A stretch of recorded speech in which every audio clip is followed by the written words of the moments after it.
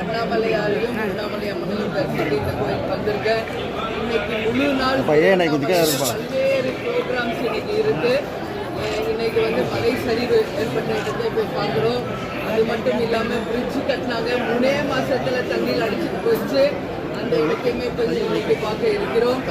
சாயங்காலம் மாபெரும் ஒரு மாபெரும் பொதுக்கூட்டம் வச்சிருக்கோம். இன்னைக்கு தமிழகத்திலே நடக்கின்ற அனைத்து அவலங்களையும், நடக்கின்ற அனைத்து பிரச்சனைகளையும் மாபெரும் கண்டன பொதுக்கூட்டம் மிகப்பெரிய அளவில் இன்னைக்கு திருவண்ணாமலை நடத்துறதுக்கு இருக்கிறோம். எனவே திருவண்ணாமலைக்கு வந்திருக்கேன். எனவே உங்க அத்தனை பேரையுமே சந்திப்பதில் எனக்கு மகிழ்ச்சி. நீங்க எதுவும் கேள்வி கேட்கணும்னா கேளுங்க.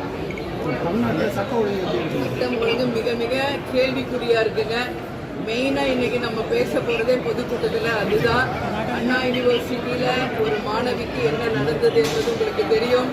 நேற்று நம்ம பார்த்தா விக்கிரவாண்டியில ஒரு பச்சிளம் குழந்தை, யாருமே சொல்ல முடியாத அளவு கழிவுநீர் தொட்டியில விழுந்து இறந்துட்டாங்கன்னு சொல்றாங்க.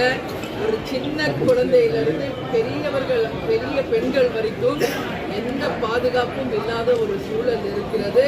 நிச்சயமாக இதெல்லாமே கண்டிக்கக்கூடிய விஷயம். அதுக்காக தான் இன்னைக்கு நான் திருவண்ணாமலை வந்திருக்கேன். பொதுக்கூட்டத்தில் இதை பற்றி நான் மிகவும் உறுதியாக பேச போகிறேன்.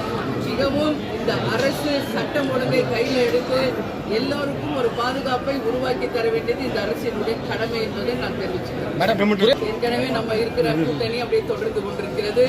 2026 இன்னும் சற்று ஏற்படைய 1 வருஷம் இருக்குங்க. அதனால தமிழகம் முழுவதும் சுற்றுப்பிரயாணம் செய்ய இருக்கிறோம். கட்சி வளர்ச்சியை இப்போ ஃபோக்கஸ் பண்றோம். 26ல் மிகப்பெரிய அளவில் ஒரு கூட்டணி அமைந்து நான் சொன்னது மாதிரி 234 தொகுதிகளையும் நாங்கள் ஆட்சி அமைக்கக்கூடிய அளவு எங்கள் கூட்டணி வெற்றி பெறும் என்பதை இந்த நேரத்தில். மேடம், துரைமுருகன் வீட்டில் நடைபெற்றது இந்த சோதனையை தொடர்ந்து அவர் டெல்லிக்கு பயணம் செஞ்சிருக்காரு, எப்படி பாக்குறீங்க? இது ரொம்ப லேட்டுங்க. அவங்க வீட்டுக்கு ரெய்டு போனது இது முன்னாடியே நடந்திருக்கணுங்க. ரொம்ப தாமதமா ரெய்டு போயிருக்காங்க. சரிங்களா? ஏன்னா அந்த அளவு இன்னைக்கு லஞ்சம் ஊழல் தலைவிரிச்சு ஆடிக்கிட்டு இருக்கு ஆளும் ஆட்சியில.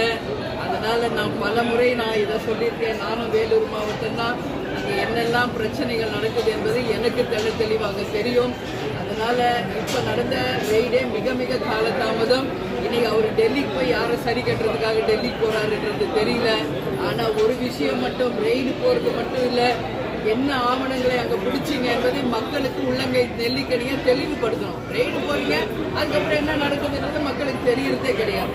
அதனால தப்பு செஞ்சவங்க, கேப்டன் எப்பயும் சொல்லுவாங்க, தப்பு செஞ்சா நிச்சயமா உப்பு தின்னா தண்ணி குடிச்சாகணும். அது மாதிரி தப்பு செஞ்சா தண்டனையை அனுபவிக்கணும். அதனால லஞ்ச ஊழல் இன்னைக்கு கனிம வள கொள்ளை, மணல் கொள்ளை, லஞ்ச ஊழல் இன்னைக்கு தமிழ்நாடு முழுக்க தலைவிரிச்சாடிட்டு இருக்கு.